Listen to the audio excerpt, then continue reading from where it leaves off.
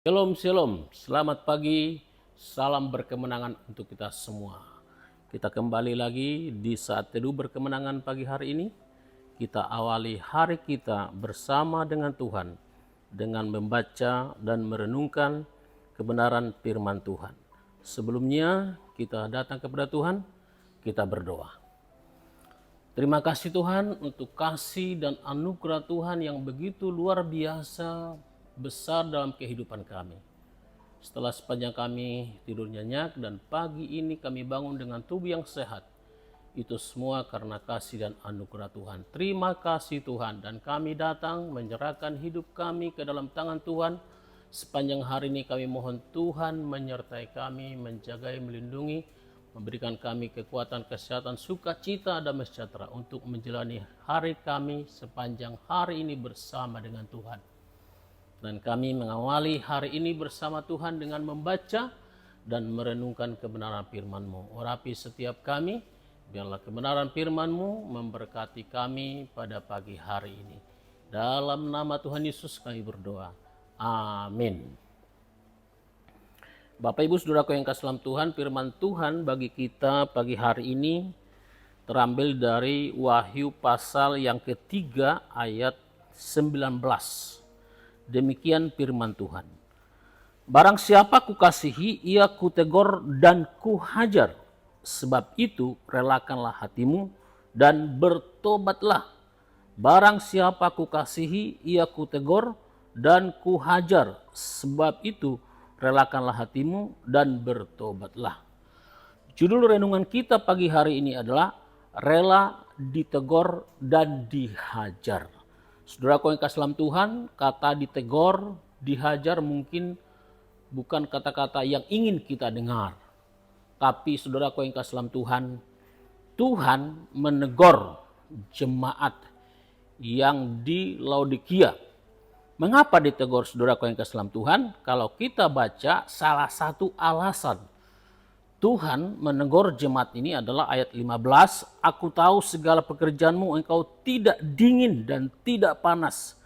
Alangkah baiknya jika engkau dingin atau panas. Jadi karena engkau suam-suam kuku dan tidak dingin atau panas, aku akan memuntahkan engkau dari mulutku. Jadi saudaraku yang kasih dalam Tuhan, jemaat ini suam-suam kuku, tidak panas, tidak dingin. Tentu ini suatu keadaan yang tidak baik, tidak benar. Ya, mungkin kalau air kita rasakan seperti itu juga kurang baik untuk tubuh kita ya. Nah, saudaraku yang kasih dalam Tuhan, mengapa jemaat ini ditegur? Ya, alasan utama adalah di ayat yang kita sudah baca, karena Tuhan mengasihi jemaat ini. Barang siapa kukasihi. Jadi Yesus, Tuhan mengasihi saudara dan saya kalau kita melakukan kesalahan, pelanggaran, melakukan dosa, melakukan kejahatan. Kalau Tuhan masih menegur kita, masih menghajar kita, itu buktinya bahwa Tuhan mengasihi saudara dan saya. Oleh karena itu saudaraku yang kasih dalam Tuhan, dikatakan dalam kalimat selanjutnya, sebab itu relakanlah hatimu dan bertobatlah. Adakah di antara kita kalau ditegur dan dihajar oleh Tuhan tidak rela atau terima dengan terpaksa atau menolak? Saudaraku yang kasih dalam Tuhan, dengan ayat ini kita diajak untuk bisa menerima, bukan hanya menerima teguran dan hajaran Tuhan, tetapi kita harus bertobat. Kita harus kembali kepada kasih yang mula-mula, saudaraku yang kasih dalam Tuhan. Saudaraku yang kasih dalam Tuhan, kalau kita mencermati kata yang digunakan dalam ayat ini, dalam bahasa Yunani disebut elek ya, kutegor, elek, digunakan dalam arti untuk diekspos dan dengan demikian disembuhkan atau diperbaiki. Jadi tujuannya untuk ditegur, untuk memperbaiki dan untuk menyembuhkan ya. Nah, kemudian kata yang kedua yang menjadi perhatian kita adalah kuhajar. Nah, tujuannya untuk mendisiplin saudara dan saya. Ini disiplin Tuhan terhadap jemaatnya, terhadap saudara dan saya sebagai anak Tuhan ya. Tanda bahwa kita adalah anggota keluarga Allah.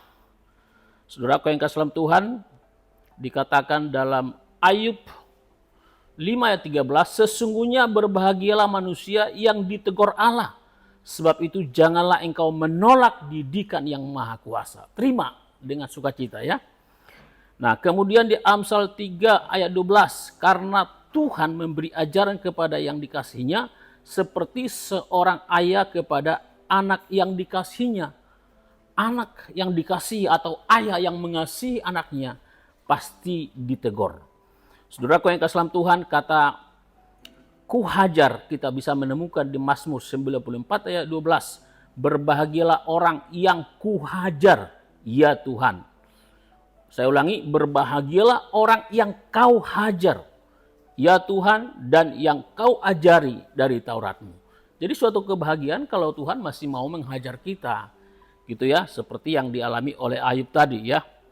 Nah, saya tidak sempat cerita ini, tapi kita sudah tahu cerita Ayub, juga mungkin Saul, yang mana Tuhan mengambil hak kepemimpinannya ya.